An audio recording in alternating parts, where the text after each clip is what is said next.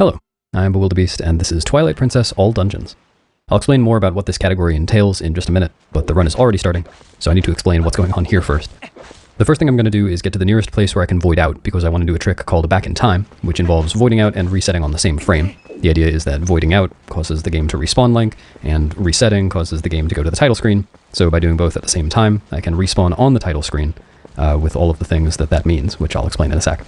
So I'm carrying this rock over to the gate, and I can use the rock to side hop into the gate, then I can bonk out to the other side, do a little setup, and reset on the same frame that I void.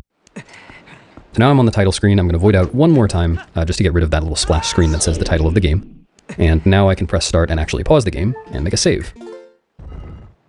I reset after making that save. Now I can load the save, and continue on with the rest of the game from there. And the reason that I did all of that is that title screen Link has a small amount of game progress that it'll be useful to start this speedrun with. I'll explain while I go get the lantern. He's already completed Orden Days 1 and 2, meaning I don't need to herd the first 10 goats or get the fishing rod or slingshot. As you can see, he has the Orden Sword, Hylian Shield, and Hero's Clothes, and although those don't actually appear on the pause screen, they are all usable. And finally, the back in time save already has the flag set for having tamed Epona, which is supposed to happen later on in the game. I'll be using Epona a little bit in this run, but the real reason that that's important is that Epona being tamed is what allows you to wrestle Bo for the Iron Boots, so I'll be able to do that right near the beginning of the run instead of having to come back to Orden later on after Elven Twilight. There are three main applications of back in time that we see in Twilight Princess speedruns, and conveniently for commentary purposes, this category uses each of them once. So we've just seen the back in time save at the beginning of the run, and later on we'll see the other two applications. Anyway, now I just need to take care of the few remaining Orden tasks that the back in time save didn't skip, so I'll head over to the entrance to Forest Temple to save Tallow, herd some goats, become a wolf, all that good stuff. And there's just some rolling going on here, so I'll take this time to explain what exactly this category entails. It again is all dungeons. There are 9 dungeons in this game, and I need to beat all of them. That's Forest Temple, Goron Mines, Lakebed Temple, Arbiter's Grounds, Snow Peak Ruins, Temple of Time, City in the Sky, Palace of Twilight, and Hyrule Castle. The definition we use for beating a dungeon is reaching the save prompt that pops up after Link has exited the dungeon, which doesn't necessarily mean beating the boss or mini-boss, as we will see. There's also no requirement that I beat the dungeons in any particular order, though despite the fact that I can do several of the dungeons out of order, it turns out to be fast for this route to do most of them in order with just one exception. While I was doing attempts of this category, several people asked what the difference was between it and any percent, so to compare, any percent only beats 5 out of the 9 dungeons, and does not beat Forest Temple, Goron Mines, Snow Peak Ruins, or Temple of Time. Outside of those 4 dungeons, there is a fair amount of overlap between the two categories, but even the sections of the game that the two categories have in common will involve some different strats and different routing. As a last kind of general note here, if you follow this category at all, you may know that the world record has gone down by about 8 minutes recently. This run is the current world record, so we'll get to see all the new stuff. Alright, so as you may have guessed by now, rolling is the fastest form of commonly available movement, at least as human. So I've just been rolling everywhere, and especially when rolling up a slope like this, I'll be trying to chain rolls frame perfectly, just pressing A once every 20 frames. If I don't do that when I'm on a slope, then I'll lose a pretty significant amount of speed in between rolls.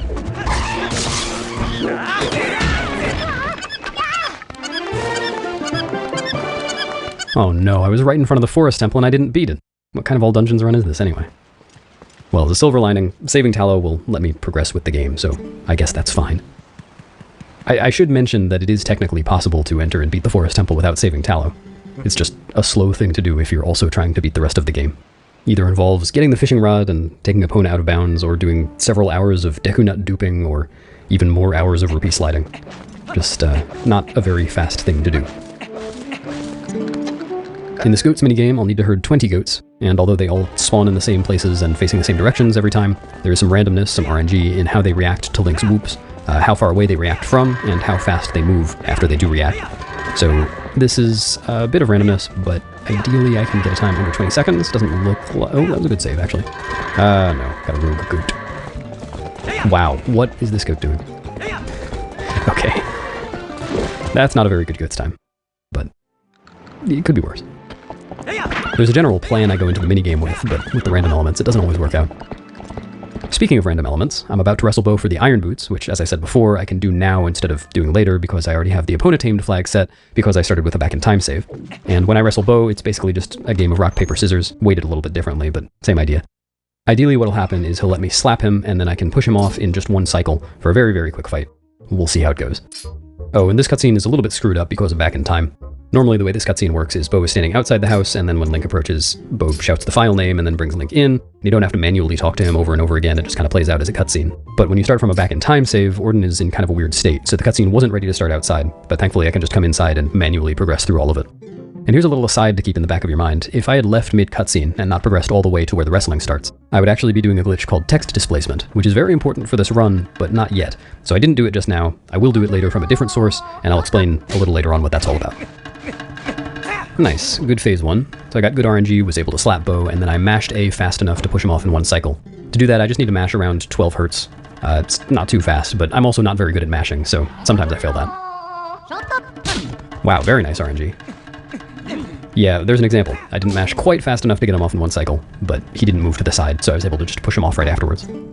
By the way, for anyone unfamiliar with the term, RNG stands for random number generation, which is the process by which the game makes things that are supposed to happen randomly happen. So, Bo's actions and enemy movements, that kind of stuff. So in speedruns, we use the term RNG to refer generally to any random elements in the run. Fun fact, there was a cutscene between leaving the ranch and entering Bo's house earlier that I just skipped by pressing start, but if I hadn't skipped that cutscene, then Epona would be embedded halfway through the wall that I just passed on the left, and I'm not really sure why. I mentioned earlier that I'm typically trying to chain rolls frame perfectly to preserve speed, but that's not always the goal. So here I'll roll from a standstill, run for a few frames, and then start chaining rolls, which is a little bit faster than just chaining rolls from a standstill. In some other situations, like at the very beginning of the run actually, I'll build up speed a different way by target walking sideways or diagonally a little bit before rolling. Fairly new optimization here. I'm crawling through this tunnel in first person for lag reduction reasons. This is not a very laggy area, but crawling through in first person saves roughly a 20th of a second. It's pretty common for lag reduction strats to involve manipulating the camera in one way or another just to face away from a certain laggy object or area. Sometimes it's more trouble than it's worth, like if I have to move the camera in such a way that I can't run the right direction easily, then I'm probably losing more time than I'm saving, but in that case it was totally free. And here, ideally I'll break the box as the cutscene starts. Normally the chain isn't long enough for Link's attacks to reach that box, but the chain kind of stops working during the fade out into the cutscene. So if you time an attack to land right as that fade out starts, then you can break the box before the cutscene instead of after, which saves 2-ish frames. There are a lot of very minor time savers like that in this sewers section, and really throughout the game.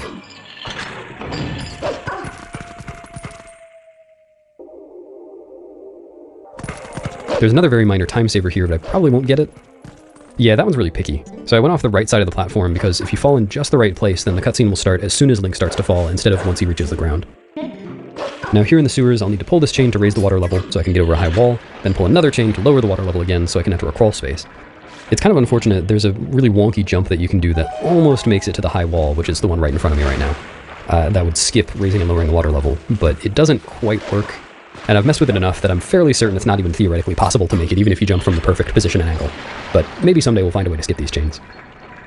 Coming up now is a very clear example of a bit of tech called a dash cancel. I'll dash with A and then press B right afterwards so the dash is interrupted early, and then as you can see I was able to dash again right away on the ground. I'll explain that a little bit more in just a moment, but there's some other stuff to talk about right now.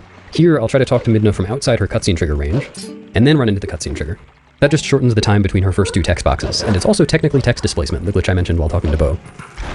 Missing that jump wasn't actually a mistake. It's needed in order to get the Z prompt to show up for the Midna jumps here. But by jumping to the side so that I landed on the stairs instead of in the water, I skipped some text from Midna. One other minor time saver relevant here is the one-framer, which generally refers to times when there's one frame where an input can do something between two periods where it can't. In all but one of the places where Midna has text boxes before a Midna jump, there's a one-framer where an A input will make Link jump before Midna flies away, saving a second or so. Here's an example coming up. Here's some Midna text, and if I press A on just the right frame, nice, there it was. Now if you look at the input display right after this load zone, I'm going to press start twice and then A on the very next frame. That was actually another one-framer. There was a cutscene right after that load zone, and then after I skipped the cutscene there was supposed to be some Midna text, but on the one frame in between the two, right after I had pressed start the second time, I input a jump attack and got out of the Midna text trigger. As I make my way over to Zelda now, we see some examples of dash cancels using jumps, like right here. This is basically the same thing as the dash cancel we saw back in the sewers, and the idea is that as long as you can interrupt a dash within 10 frames of it starting, there's no cooldown on the dash that follows it, so you can dash again right afterwards. The most common methods of dash canceling you'll see in speedruns are with B attacks and jumps, the two I've just pointed out. Technically, you can also get dash cancels by bonking, taking damage, or a few other methods, but those tend not to be very fast.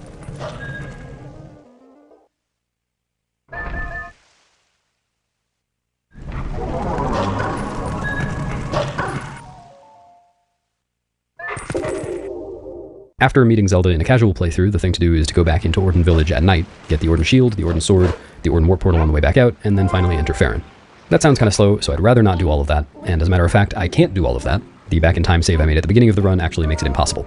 So what I'm going to do instead is lure this Bulblin that's over in this area, way over in this area, sometimes he's a lot closer, it's just RNG. I'm going to lure him all the way over to the entrance to Farron, because there's a Midna text trigger at the entrance to Farron that says, hey wait, you gotta go get the sword and the shield before you go here. But if I use Hugo, the Bulblin's name is Hugo, in a very particular way to get a long jump attack over that text trigger, then I can bypass it and reach a different trigger that's a little ways behind it that starts the cutscene that lets me into Farron. Obviously, luring Hugo over is limited by his running speed, so I'm taking the opportunity to dig up a few extra rupees. 4 hearts. Here, I'll leave that one for Hugo. He's my Valentine. So I need to position Hugo in a pretty specific spot. It's not super precise, but he doesn't always cooperate. It's looking pretty good. One more swing, probably. And there I got a huge jump and hit that trigger to enter Farron. That trick is called Sword and Shield Skip. Like a lot of other tricks in this run, and really generally things in life, it's not that hard to do once you're used to it, once you've practiced it and all of that, but it definitely is a pretty tough trick for beginners. Oh, here's a small optimization that I haven't had a chance to mention yet. I'm going to B-attack into this cutscene trigger, and that just allowed Link to keep moving while the cutscene was being skipped. There have been a few examples of that already, but I hadn't had a chance to point it out. Speaking a moment ago of beginners, I'll take this bit of downtime to mention that I'd encourage anyone thinking about trying to speedrun Twilight Princess to give it a shot. I think it's pretty fun. We have a lot of resources for learning on zeldaspeedruns.com/TP, and lots of runners always willing to help people who ask questions in our community Discord server. Anyway, I will need to defeat these shadow beasts to open South Farron Warp Portal, and I just failed to do that, but I failed on purpose. It's not actually supposed to be possible to win that fight on the first round because you haven't learned the mid to charge yet, so I'm going to learn it now, and then I can dispatch the shadow beasts easily. It was discovered a few years ago that you actually can beat shadow beast fights as Wolf without mid to charge, meaning that you can win on the first round here and skip learning the mid to charge, meaning you can get soft blocked in Layer Twilight because you can't kill the final bug without the mid to charge. But even if it weren't for that, speedruns wouldn't skip the mid to charge anyway, as it's used in a variety of ways, including a pretty big sequence break coming up soon. You may have noticed a moment ago that I turned on senses as I approached the light spirit. There are some places where the A prompt to talk to the spirit just doesn't show up, and I only learned recently that that's just where the dig spots are, because the dig prompt supersedes the A prompt. Shoutouts to Spicy Juice for figuring that one out. Now, as I deftly kill these 2 bugs with 1 B attack, you may be wondering, why did I get the Farron vessel? Clearing the Twilight is necessary in 100% speedruns because there are some items that are locked behind it, but in any percent we don't clear the Twilight at all, so why am I doing it now? Rest assured, I will answer this hypothetical question in full in about 10 minutes. For now, the very short answer is text displacement and skipping map warping. To get these 2 tiers of light quickly, I'm going to talk to Koro, kill the 2 bugs with a charge attack, but turn off senses right before I kill the 2 bugs. That'll still allow me to kill them, but it'll skip some text from Koro afterwards. You may have noticed that before I entered Koro's house, I killed 3 bugs, but didn't collect any of their tiers. The idea behind this is that it takes a little bit of time to wait for the bug to die and explode and for the tier to become collectible, so in some cases it makes more sense not to bother collecting the tier at first and just to come back for it later. For reasons as yet unexplained, I'm going to be making an entire second trip through Farron, so I'll collect the tiers from these bugs and the first bugs that I killed at that point. Also, I slightly delayed getting to that load zone to make sure that both bugs exploded before I got to it. If I hadn't done that, then the bugs wouldn't have counted as dead, and they would have been alive again next time I got there.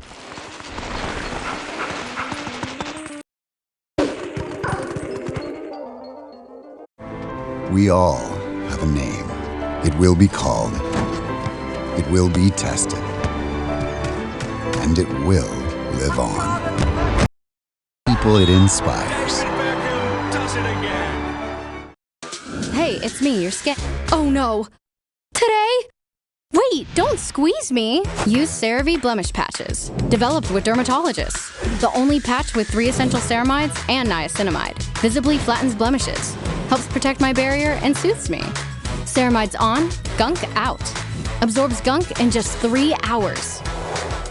Blends on all skin tones. Leaves no marks. So we're good to go. CeraVe Blemish Patches from the #1 dermatologist recommended acne brand.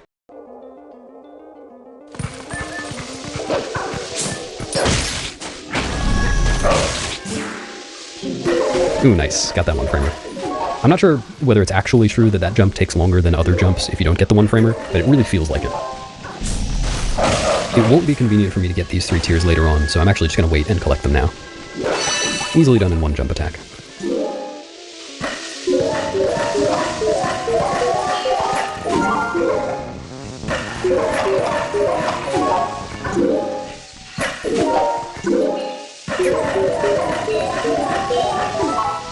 These 2 bugs I'm not even going to kill now, because that would require digging them up, whereas if I just kill them when I come back later, they'll already be above ground.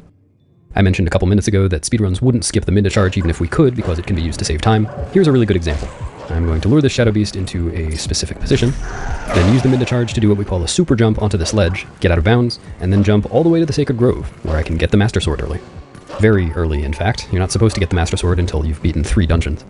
Unfortunately, there's no way to do that super jump while also finishing the Shadow Beast fight. If I had done that, the game would have teleported me back to the center of the arena. So that's why I'm going to be making a second pass through Farron later. I don't have the North Farron warp portal, so I'll have to warp back to South Farron after this. So why did I save the game just now? Howling at this stone begins the Skull Kid chase, and that changes a value in memory called the boss flag from 0 to 1. The boss flag is used for a few things, but its most common use case is basically to prevent boss intro cutscenes from looping indefinitely by changing to a non-zero value if the cutscene is skipped, and importantly, the value isn't always cleared properly. This isn't relevant right now because I'm just fighting Skull Kid normally, but later on I'll be able to load this save and set the boss flag to 1 to convince the game that a certain boss intro cutscene has already played once I get there. I'll also be using the boss flag in a somewhat different way in Forest Temple, but the connection to remember is boss intro cutscenes. Anyway, now I'm just chasing Skull Kid around as normal. I'm going to find him in 3 hiding spots, they're always the same, and tackle him, and then I will enter the fight and tackle him 3 more times. Here I'll do what I guess you could call a small position setup. I always want to land roughly the same distance from that ledge, because after this cutscene, if I time a dash to start right before I reach the ledge, then the jump will clear the water, so it helps to always know where Link is. During this prolonged period of dashing, I'll just point out that one of the differences between movement as wolf and movement as human is that unlike how I needed to chain rolls frame perfectly as human to maintain speed as well as possible, chaining dashes as wolf is much more lenient. As long as I press A to dash within the first 4 frames possible after the previous dash has ended, there won't be any frames of lower speed movement. And that's just for low wolf speed areas like this one. I'll talk about that more in a sec. Here, I'm going to try to attack Skull Kid from the side so that Link falls off of this platform during a cutscene, saving me a little bit of time on movement afterwards. That should work. If it worked, Skull Kid won't look up after the cutscene, he'll look level to the ground. Yep, he's looking at Link. Now to pick back up on the speed thing, some areas in the game, like this one, have a max wolf dash speed of 33 units per frame, which is only 1/10 of a unit per frame more than humans' max roll speed. But in larger areas like Hyrule Field, Snow Peak, and the desert, and Orden Village for some reason, max wolf dash speed is 45 instead, and dash timing in those areas is extremely lenient, with Link's speed not dropping from 45 for over a second after a new dash becomes available. Wow, that's a lot of rupees. In this part of the fight, I need to wait for Skull Kid to blow its horn to become vulnerable, so I'm spending the time in between horn blows by gathering some rupees. To make Skull Kid blow its horn, I need to kill at least 1 puppet, and I'm actually going to aim to kill 2 puppets on the same frame if possible. Nice. And you can see there was a little bit of a stutter as I killed the enemies. That's normal, that always happens when you hit most enemies in the game. But because I hit both puppets on the same frame, I only got 1 hit stun instead of 2 separate ones. And Skull Kid always blows its horn a set amount of time after the first puppet explodes, after it's been killed, but the amount of time it takes for a puppet to explode after it's been killed is random. So killing 2 puppets instead of 1 just improved my odds of one of them exploding on the early side. The only thing left standing between me and the Master Sword is this puzzle, which is pretty difficult in a casual playthrough, but thankfully has the same solution every time. It was thought for a long time, I think pretty reasonably, that the solution that I'm using and its mirror image were exactly equivalent, but it turns out that the amount of time it takes Link to do one of these hops is variable somehow, and doing the mirror image solution is actually 1 frame slower overall. If you see the screen flash on any of these hops, like that one, that's just me pressing X to sense within a 2-frame window for input on each hop. It doesn't do anything, it's just for fun.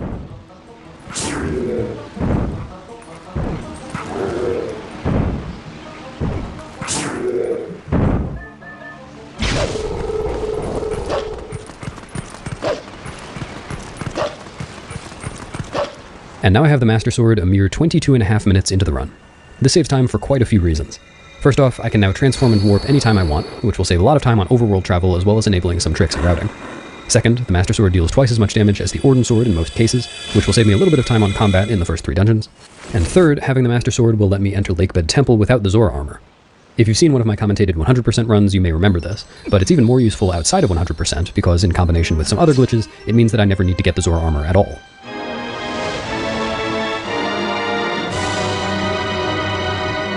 I discovered recently that it doesn't really matter whether text in this cutscene is advanced as quickly as possible, because the various camera angles and animations have set minimum durations, so I'll be kind of lazily mashing A and B through all the text here.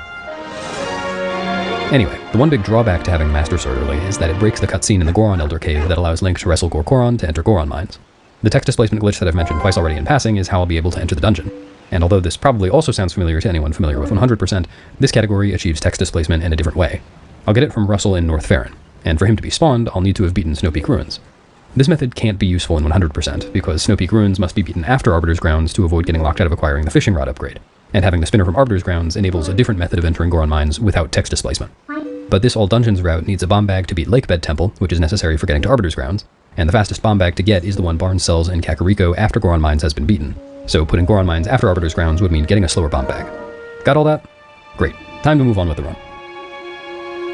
Next up is finishing Faron Twilight so that I can get to Kakariko, so I'm going to warp to the one warp portal I have, not in Orden, there we go, South Faron. Again, it wasn't possible to actually open the North Faron portal while also getting to the Sacred Grove early, so this is where I'll dash back through Faron and collect all of those Tears of Light that I left. So I mentioned before that any percent doesn't beat fair in Twilight. It's not required, but it is fast for this route for all dungeons. If I clear this Twilight, then I can use the Golden Wolf that spawns in front of Forest Temple to learn Ending Blow, which is faster than Howling for one. If I don't clear the Twilight, then Russell won't spawn, so I can't use him for text displacement, and in fact, the second best option for text displacement is Koro, who also only spawns after the Twilight is cleared. And clearing the Twilight, along with beating the Forest Temple, clears the Midna text trigger at the exit to Hyrule Field from Farron, which will allow me to go there much more easily later on. There is a trick to bypass that trigger, and we do use that in any percent, but since all dungeons needs to beat Forest Temple anyway, it makes sense to do both.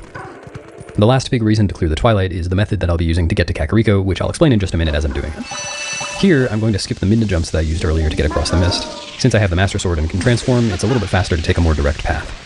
It's much more clear after the Twilight has been cleared what the effect of the lantern on the mist is, but you can kind of see an expanding dark ring of smoke whenever I swing it. That's the safe zone.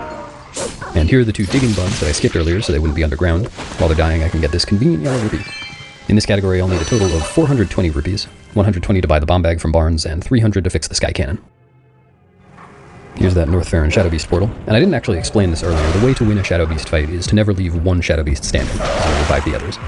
For this arrangement of Shadow Beasts, it's easier to kill one and then two. For others, I might kill all of them at once. The Shadow Beasts at each portal have their own spawn locations and aggro tendencies, so I just follow those. And in any percent, it's technically faster to skip that portal a second time, even after having already done Early Master Sword, just because you never need to warp back there. But in this category, I'll be warping back here, I think 3 times? Here's something that's kind of hard to explain. I'm going to kill these bugs in a specific way so that this fade to black is short. See, I gained control pretty soon after it. For some reason, I think it's based on the camera somehow, but I don't really understand it. If you kill the bugs in a different way, sometimes that fade to black will be like 3 times as long. And I want to be human here, so as I was waiting for the bugs to die, I transformed and burned the web at the entrance to Forest Temple to make it a little faster to enter later. Here's a one-framer. No, I missed it. Unfortunate. This Midna text takes a long time, too. I'm going to save warp here anyway, so if I had gotten the backflip on the one-framer, then I could have save warped midair and skipped the text. Oh well. This save file is the other big reason clearing Fair and Twilight was fast. This will be the second function of the back-in-time glitch in this route. To begin, I'll head again to the nearest place where I can void out, which happens to be Orton Bridge again. From this side, I can do a ledge grab setup to make the frame-perfect reset totally free. But this time, once I'm on the title screen, I'll press A to open the file select screen while voiding out, then load the file that I just saved after clearing Fair and Twilight. This will make the game reload the title screen map, but with the room ID, spawn ID, and layer of the save file that I chose. For most save files, this fails to load the game at all, but a save made in Farron after the Twilight is cleared but before beating Forest Temple, MDH, or Snow Peak Ruins has just the right properties to load me into the King Bulblin 1 fight, which is meant to take place after I've beaten Elden Twilight and gotten the Iron Boots. This only works because the King Bulblin 1 fight normally takes place on the title screen map instead of the normal in-game Elden Field map. That's just how the fight works. So for phase 1, I just needed to hit King Bulblin 8 times. The direction he moves is a little bit random, but I got some favorable RNG there. Now phase 2 is meant to take 2 cycles, but if I turn Epona around in just the right place, then I'll be able to hit King Bulblin twice in the same cycle. Nice, I got the sitting pose. I think that happens if you hit him on the first possible frame after the little cutscene. There are a few reasons that beating King Bulblin 1 was helpful. Most immediately, it'll now spawn me in Kakariko, and I didn't have to trek to the gorge to get there on foot. In any percent, going to the gorge is necessary anyway because that's where the game grants map warping, the ability to warp without calling Midna. And that's needed to warp the Sky Cannon without having beaten Temple of Time. But all dungeons, of course, does beat Temple of Time, so we can skip map warping altogether, which results in a few unique strats coming up throughout the run. Beating King Bulblin is also a prerequisite for buying the bomb bag from Barnes, and for making a convenient silver rupee available in the Kakariko Sanctuary Bell. So I've just reloaded the area to make these Shadow Beasts spawn right after the King Bulblin fight. The area is on the wrong layer for this. There is actually a slightly faster way to reload the area by getting behind the load zone out to the gorge and voiding out, but it's pretty tricky and it only saves a couple of seconds. I've gone for it before in runs, but I don't feel very confident in it. And then I'm getting the vessel as human, even though I'm going to need to be wolf in just a second, because human actually moves faster through this little pool of water than wolf does.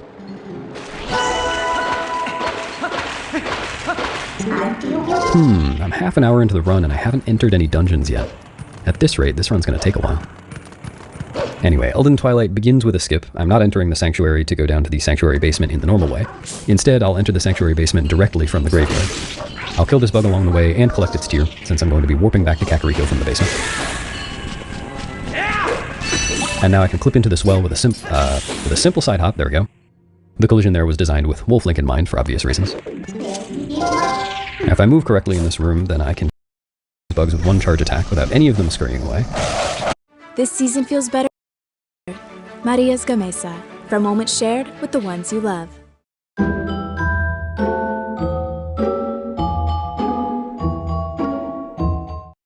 Nicely done. And I'm going to collect the tears as human. The owl statue clip to get to the sky cannon early is usually done right before going to City in the Sky, but in this route it's done now, very early on in the run. In a casual playthrough, the way this works is that you move the owl statue after the Skybook side quest and then try to warp the cannon, but Midna won't let you transform because Shad is there, so you can then talk to Shad to make him leave, and then the cannon can be warped normally. The clip I just did skipped the Skybook part, and then I tried to warp the cannon and was stopped because Midna said Shad was there, as expected, even though Shad isn't actually there yet. This sets me up so that later, after I've beaten Temple of Time and Shad actually is there, I can just do the normal next step and talk to him to make him leave so I can warp the cannon. And the fact that that works and skips the part where he repowers the Dominion Rod and sends you on the Skybook quest is kind of miraculous. And the reason that all of this is relevant to skipping map warping is that in a category like any percent where we don't beat Temple of Time and Shad never appears there, the only RTA viable way to warp the cannon anyway is to use map warping. Alright, back to the actual Twilight. I manipulated the bug in this room to come down to me so I didn't have to go up to it very fast.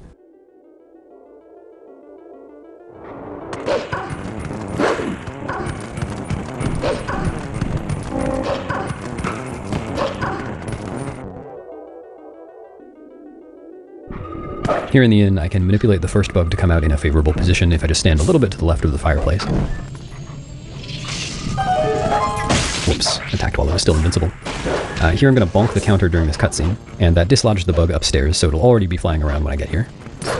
While it's dying, I'll get this yellow rupee from behind the bookcase. Whoops. I was trying to do a side hop to skip the rupee text, but accidentally jump attacked instead. Take that. And then with some not-so-precise jumps, I can jump from corner to corner and skip climbing.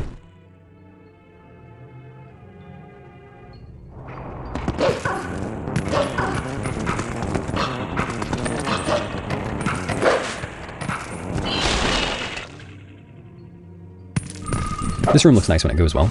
I'll kill the bug into the corner and then push it out a little bit so I'll be able to jump attack from the corner and collect its tear. Collect the rupees while it's dying, and get the tear on the way out.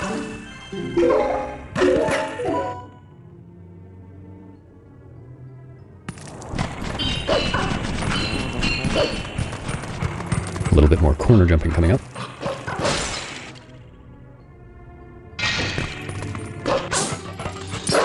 Jump attacking the bookcase from where I just did always puts the bug in this corner, which is great for collecting the tear while exiting the room.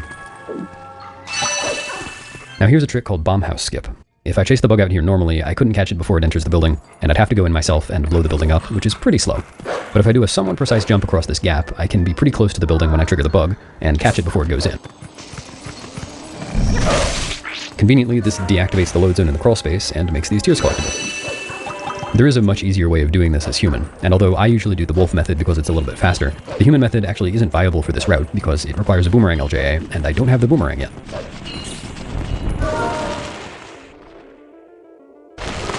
I mentioned earlier that bugs have invincibility frames. This bug is completely invincible until it moves out of the corner. If I stand right here and block the bug, then it pretty reliably moves out to the center of the room, but if you don't do any manip at all, then the bug will often just run in circles in the corner.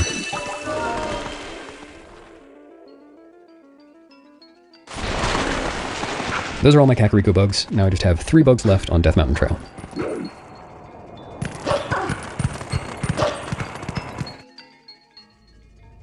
Here's something that doesn't matter very much, but it's kind of neat. I'll release L during these Midna jumps, and that'll make the camera orient itself to face the direction that I want to go. Very helpful. And coming up is another tiny piece of speed tech. Link's first climbing animation at these steps will be a little bit shorter than the others. That's what's called a quick climb. In certain places, it's possible to make Link's climbing animation clip him out of bounds a little bit, which just truncates the animation and pops him up to the upper ledge. This is actually the second quick climb in the run. The first one was back in Sacred Grove, but I was too busy talking about the boss flag to talk about it at the time. Jumping down the upcoming set of steps is a little bit awkward for dash management, so I'm just going to be careful to only dash when I know I'll get a dash cancel, so I never have to be moving at a slow speed. Here's the first Shadow Beast fight with 4 Shadow Beasts, and while it might be a little bit faster to kill this lone Shadow Beast and then the other 3 together, it doesn't actually matter because this area is governed by a steam cycle. You'll see in just a moment I'll have to wait on. For a TAS, it's just barely possible to make an early cycle, so for a human it's unfortunately not viable. And here's all the time I could have wasted on that Shadow Beast fight without actually losing time. Just a few seconds. Remember that spot, by the way, because I'm going to be doing a pretty cool trick there to enter Goron Mines in an hour or so. If I wanted to, I actually could do that trick right now and get up to the Goron Elder Cave early. And in fact, Goron Mines RTA speedruns, where the only goal is to beat Goron Mines, totally skip Elden Twilight now with this trick. But since I need to beat the rest of the game in this category, I'll need to beat Lanayru Twilight, and that means that I need to beat Elden Twilight. I guess I should shout out the All Fused Shadows category as well, which is very cool, and which beats Goron Mines in the middle of Elden Twilight. Anyway, having completed this Twilight in a casual playthrough, I would go tame Epona and get the Iron Boots and fight King Bulblin, but I already did all of that because of the back in time save, so I can just warp to Farron now and go to the Forest Temple. Finally, nearly 40 minutes into an all dungeons run, I will enter a dungeon. As a matter of fact, I could actually have come to Forest Temple in the middle of Elden Twilight when I warped away from the Sky Cannon, but that would have made moving the cursor on the map during my warps about a second slower. Before I get to the dungeon though, I will learn Ending Blow, the first hidden skill from this golden wolf that is conveniently spawned just because I beat Farron Twilight, and Link will demonstrate what not to do when being attacked by a wolf. One of my favorite developments in 100% runs in the past few years is that we've gone from only having cool uses for 1 or 2 of the 7 hidden skills to using all 7 of them in various interesting ways to save time. For a long time, we only learned Ending Blow in any percent and all dungeons runs for the very last input in the game.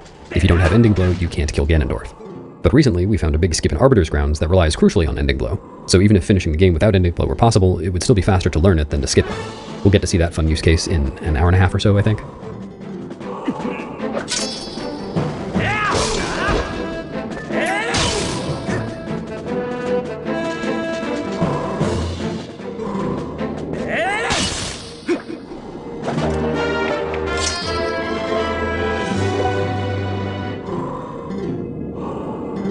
Alright, now I can finally enter the first dungeon, and remember at the end of Farron Twilight I burned the web at the entrance so I can roll straight in now. The first thing I'll do in Forest Temple is the third and final use case of back in time in this category. Remember how I said earlier that the boss flag mostly has to do with boss intro cutscenes? Well, as we saw when I went to Kakariko, back in time provides a very convenient way to access a boss intro cutscene by loading into the King Bulblin 1 fight. So I'll make a save in Forest Temple so that I can get back, while jump attacking out of bounds to void and reset for back in time. Then I can load the post-Twilight Farron save again in the same way that I did earlier to get to King Bulblin. This time though, I won't fight King Bulblin, I'll just skip his intro cutscene with the start button, and reset. Skipping a typical boss intro cutscene sets the boss flag to a high value so that the cutscene doesn't play again, then decrements it to reach 0. By resetting while skipping the cutscene, I just stopped it at a value probably somewhere in the 20s or 30s before it could reach 0, and now I still have it set as I begin Forest Temple. So what does that get me? The game uses the boss flag in a few ways tangential to boss intro cutscenes, and one is to check whether Link has rescued enough monkeys to make the chain to Ook, the mini-boss. As long as my boss flag value is 7 or higher when I open the North Wing door, I will have 4 monkeys to make the chain, so we'll see that in just a minute. For now, back to the task at hand, I just killed a Deku Baba in way too many sword swings to get its nut to kill this spider. In a casual playthrough, you'd just use the slingshot to kill these spiders, but of course I skipped the slingshot by clipping through Orden Gate at the beginning of the run. Now with good RNG, it's sometimes possible to just climb past this second spider, but it's facing kind of a bad direction right now. I think I would get caught by it and lose time. So I'll just use this second Deku Baba nut to kill it and climb up freely. Technically, it is possible to climb past both spiders without killing either of them. You'll see that in TASes, but it's pretty rare to see that in a run. It just requires such insane RNG. Typically, to get to the East Wing, you need to kill this spider to prevent it from scaring the monkeys, but I already have enough monkeys to make the chain, so I don't need to go to the East Wing yet. And then after Ook, the monkey's always there, regardless of the spider. Alright, so I've got 1 monkey approaching this door, and suddenly, 4 monkeys. Very helpful. After this cutscene, I'll go for a very small optimization by rolling down frame perfectly. Nah, I missed it, unfortunately. The amount of time it takes for that midna text to start depends on the camera's orientation relative to Link, and if I roll downwards on that familiar 1 frame before the midna text, then the camera is a little bit more favorable, and the text comes up 5 frames earlier. Oh well. The Ook fight is pretty straightforward. We'll just hop around a random number of times and then throw the boomerang, and then I can knock him down and one-cycle him because I have the Master Sword. I don't know why I entered first person just then. That was an interesting flow. Maybe I wasn't paying attention and thought I was entering Deku 2, I don't know. So just a quick combo with the Master Sword ends the fight. That would have taken 2 cycles with the Orden Sword. Fun fact, the number of times Ook hops is actually not the only random part of that fight. The amount of time he takes before beginning to hop is also random. Feel free to share this fact with your friends and family to dazzle them with your extensive Twilight Princess knowledge. While we watch this cutscene, and I save warp to get out of here quickly, one last thing about the way I just used back in time to get monkeys. There are big skips in most of the dungeons in this run, and something I really like about them is that most are done in very different ways. This big skip was a neat memory manipulation glitch, and we'll see one more kind of like it in Lakebed, but we'll also see big dungeon sequence breaks involving game physics related glitches, some stringing together a number of disparate glitches to achieve the goal, and some that can be done with a simple long jump attack, which this is my segue into talking about. When Link is locked onto something, his jump attack speed is affected by what he's locked onto. If it's close by and or over lower ground than Link, a jump attack will be slower, so it's shorter, and Link doesn't go flying past the targeted object. Likewise, if what he's locked onto is far enough away and over ground higher than Link, or over a void, then a jump attack will go much faster. We call these long jump attacks, or LJAs, and because Link automatically locks onto the boomerang after throwing it, the boomerang can be used as a portable LJA device. We'll see one example of how this can save time in a couple of minutes.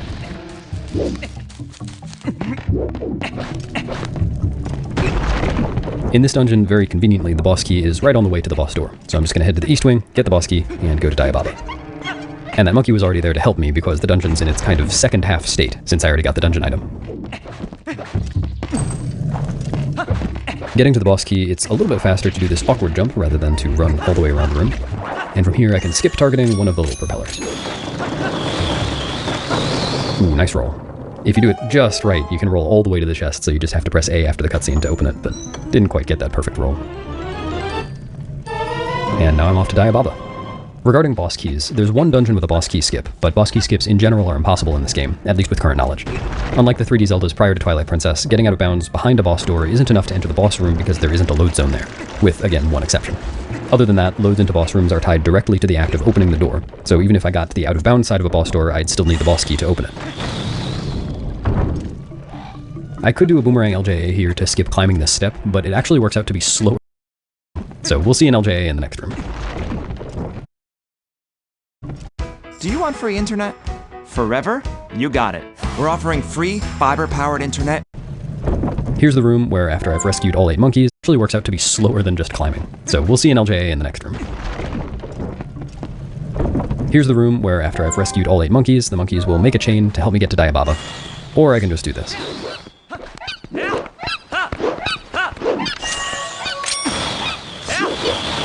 This is one of the cases in the game where the only real impediment to a major skip is having to cross a large gap, and that is no problem with the power of boomerang LJAs. Now I said earlier that I just needed a boss flag value of 7 to make the monkey chain to Ook, and my boss flag value is in the 20s or 30s. It's now 7 less than that, but that's still non-zero, and that means it has the normal effect of removing Diababa's intro cutscene, saving around 5 seconds. This, by the way, is the reason that when I was setting the boss flag in the Forest Temple, I didn't just load that Sacred Grove save that I made earlier for the express purpose of setting the boss flag. As I said at the time, I can use that save to set the boss flag to a value of 1, which isn't high enough for my purposes in Forest Temple, but will be high enough for my purposes when I want to use it in just a few minutes. Now you may have noticed I did something a little peculiar during Phase 1 of that fight. I didn't just boomerang bomblings into the side Baba heads, I also collected 2 extra bomblings. This is a trick called Ookless, and I will let it speak for itself for the moment.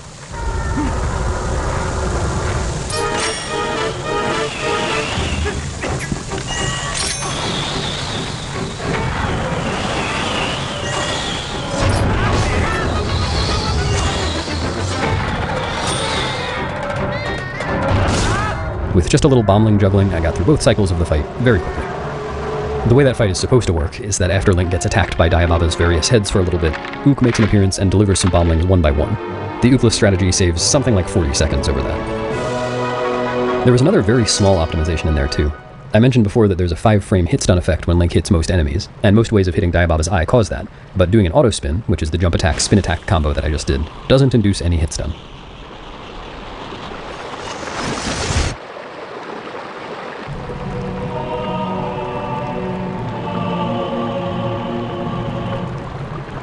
So there's one dungeon down. In terms of routing, it doesn't matter very much when Forest Temple is completed, but the boomerang is very useful, and it's convenient to finish the dungeon while I'm already here to get it. With Fair and Twilight cleared, beating Forest Temple lets me warp the bridge to the Kakariko Gorge, which I have no reason to do in this category, but also removes the mid-text trigger meant to block me from exiting Farron, which will save me some time getting to Lene Room in a minute. I could have LJA'd over the trigger, but now I can just go right through. And there have been some route ideas that put the second half of Forest Temple later on in the run, but none have panned out yet.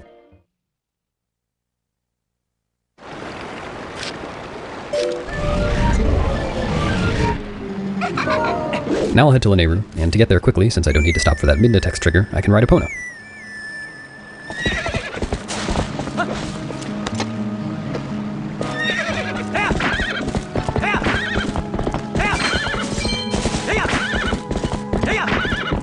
Right here is where that text trigger would have been. After this load, there will be a couple of bokoblins in my way, and I'm going to quick spin one of them because it doesn't really cost any time, and it's a chance to get some extra rupees, which Link will auto-collect if he's on Epona. No, it doesn't look like it dropped anything. It can drop up to 10 rupees, which can be helpful for the rupee route. Now to start Lanayru Twilight, I need to get to the Lake Hylia Bridge, and the way I'm supposed to do that is to ride through Eldenfield, blow up some rocks, dash through a bunch of Lanayru Twilight, and finally arrive there. Oh, I meant to kill a Goblin with a quick spin, but I missed. But it's much more direct to just go through this gate, so I'm gonna. I said I'm gonna. There we go. It's a little finicky sometimes. So now I'm on the opposite side of the Bridge of Hylia from where I'm supposed to be, but that's okay. The cutscene trigger is enormous, and it'll trigger right here anyway. Oh, also the sky is green. That just happens, you know? So after I jump off this bridge, I'm supposed to go talk to Fire, ride the Kargarok up to Zora's domain, and start the Twilight, but I'm not actually going to do that yet. You may have noticed I jumped into the lake as human, first of all. This spawn just happens to be very close to the entrance to Lakebed Temple, and at this point in the game, the water level is just low enough that I can actually sink all the way down there and make it to the load zone, with the help of a pillar to clip me out of bounds. So I swam most of the way to the pillar, but now I'm doing some tap swimming to get all the way there while I'm sinking down. When I get to a certain position, I will call Midna to stop Link's momentum. And now I can clip out of bounds. This clip is actually possible without the Midna call, it's just a bit trickier. Wow, that was an especially tight one on the air meter. It's always pretty tight, but I must not have done my tap swimming very well. So now I find myself in this long, water-filled entrance tunnel where I will surely drown, so instead of drowning, I'm going to save warp. And because I have the Master Sword, save warping will spawn Link on land in the first room. Very, very helpful. But before I load that lakebed save, here's where I'll use that Sacred Grove save to set the boss flag to a value of 1. All I need to do is howl at the stone to start the Skull Kid chase sequence, and then reset the game.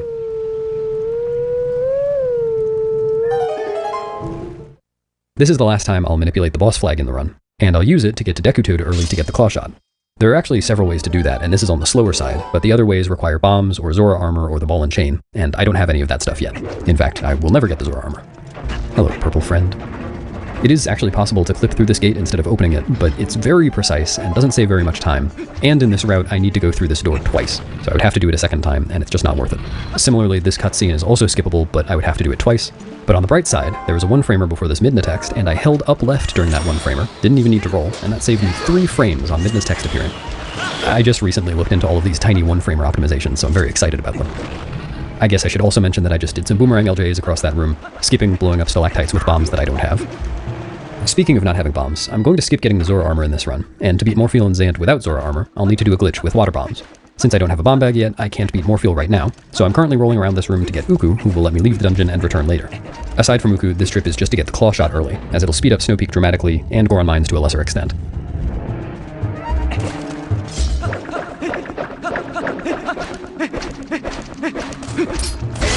Take that. You'll see why I killed that Tektite in a second.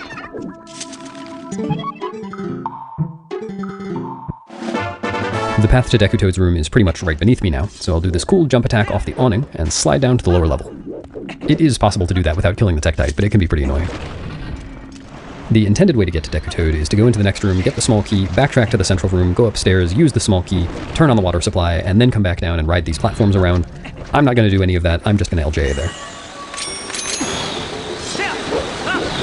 Much simpler. And here's where the boss flag is relevant. The door ahead is the exit to Deku Toad's room.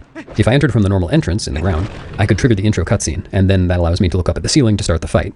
You can't trigger the intro cutscene from this exit door, meaning normally you couldn't start the fight from up here, but because the boss flag is set, the intro cutscene is skipped, meaning I can just look up and start the fight, even from there.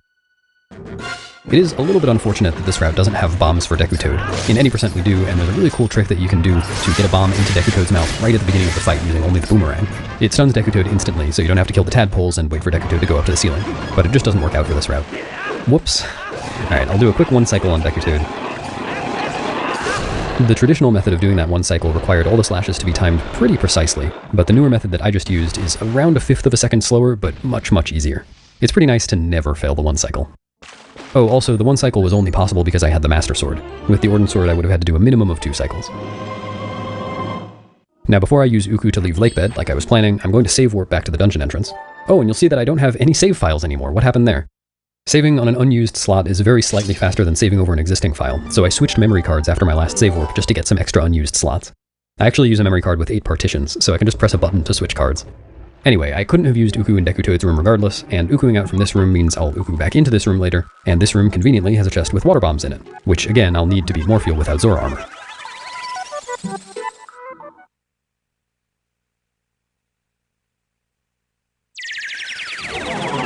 Ukuing out of Lakebed puts me in a pretty convenient place to just continue on with the Layer Twilight as expected, talking to Fire, opening the Zora's Domain portal, and getting the vessel. Clearing this Twilight is important for getting to the desert and City in the Sky. It'll also be helpful for getting to Snowpeak Ruins, though there are ways to do that without clearing the Twilight.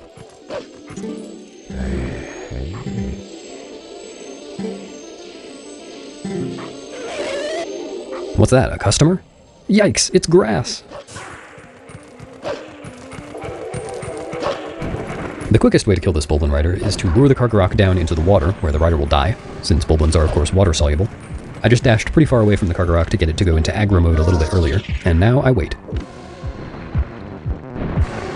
There we go. This strat is a little bit risky because if I get grabbed by the Cargarok here while the Bulblin explodes, then the game will crash. Nice close-up.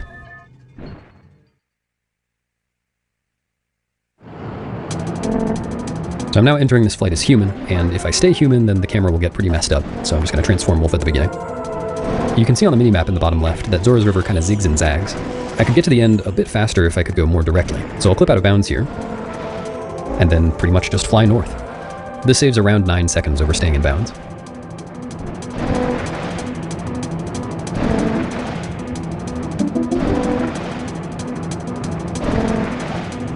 Around here, the game will start trying to course correct the Cargarok and will pull me right a little bit, so you'll see that I'm directing the Cargarok just a little bit to the left. I really am steering using the minimap here. The load zone here is a plane perpendicular to the north-south axis, so I'm just trying to aim the Cargarok north as best I can.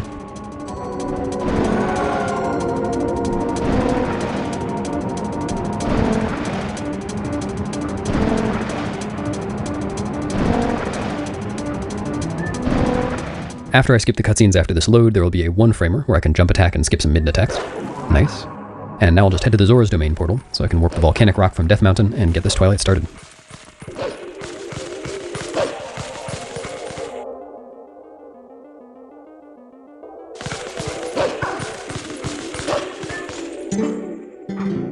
When I first brought up one-framers near the beginning of the run, I mentioned that there was one instance where there's no one-framer between midna text and a set of midna jumps. This is that instance. Here's my text, and there was no frame for input. What a ripoff.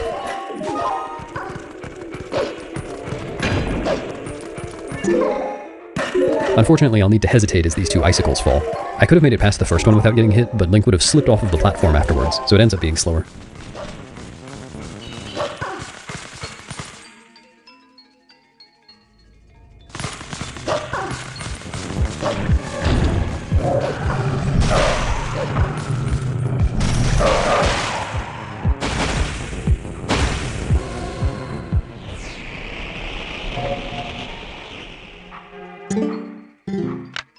Oh yeah, one of the downsides of only being able to warp by calling midna is that if you're trying to warp right after you get some midna text, there's a cooldown on calling midna, and you can actually call her for a second or two. That's why I was just sitting there. But when midna is on Link's back like that, it's usually fastest to call her in first person rather than in third person, because it skips a little camera pan. So I sat there waiting in first person. Would you like to guess what happens next? Good guess. I transformed to human while waiting here because I can skip a cutscene as human after I warp the rock, and the warp is a special one that doesn't automatically transform Link to wolf. Oh, here I'll try to roll down to save frames. Nice, got it. That one saves 4 frames on the text appearing. Create your own pizza for $9. Papa John's. Choose original thin or New York style crust, all for $9.99. Windex saw my spray away video and decided to challenge my thoughts. It's not dripping at all. It's like one wipe and it's clean. Definitely no streaks on this one. Windex for the win. SC Johnson. Here if I get lucky I can side hop on a one-framer to skip some midna text. No, missed it. That one comes straight out of a Fade to Black, so I just have to mash for it. But here I can skip the Rutella cutscene by just exiting underwater, which the game does not expect you to be able to do. Now I can just head down to Lake Hylia and get the vessel. Oh, and on the way down the river, Link will do his wolf impression. Very good.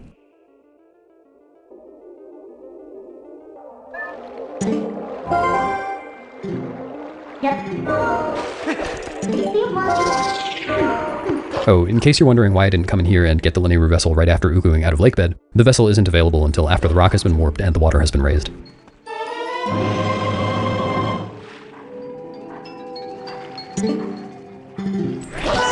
One last Twilight.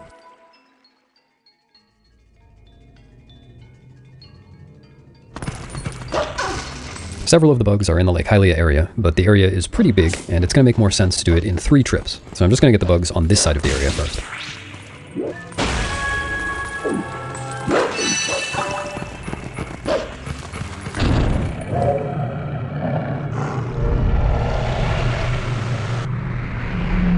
This portal fight can be a little bit awkward because the Shadow Beasts like to stay pretty far apart, but it is consistent. I just need to aggro these 2 Shadow Beasts in the right way.